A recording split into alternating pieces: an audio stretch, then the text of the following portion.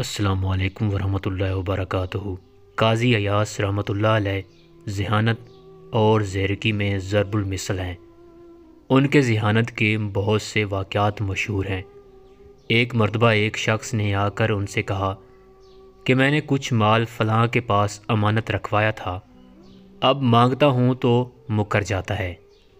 قاضی ایاز نے مدعا علیہ کو بلوا کر پوچھا تو اس نے صاف انکار کر دیا اور کہا کہ مدعی نے ہمارے پاس کوئی امانت نہیں رکھوائی۔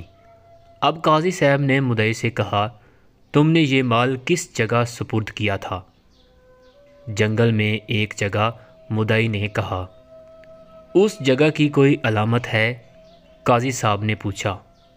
جی ہاں، ایک درخت ہے، اس کے نیچے میں نے امانت سپرد کی تھی۔ مدعی نے کہا، اچھا تو تم اس درخت کے نیچے جا کر دیکھو۔ قاضی صاحب نے کہا، ہو سکتا ہے کہ تم وہاں امانت رکھوانے کے بجائے دفن کی ہو اور بھول گئے ہو۔ مدعی چلا گیا اور قاضی صاحب نے مدعا علیہ سے کہا، اس کے آنے تک تم بیٹھے رہو۔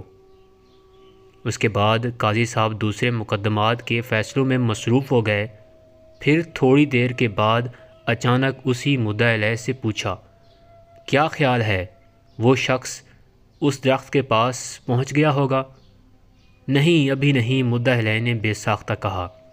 بس قاضی صاحب نے وہیں چور پکڑ لیا۔ ظاہر ہے کہ اس شخص کا درخت کو پہچاننا اور اس کے فاصلے کا اندازہ کرنا اس بات کی دلیل تھی کہ اس نے واقعتاً اس درخت کے نیچے مدعی سے کچھ معاملہ کیا تھا۔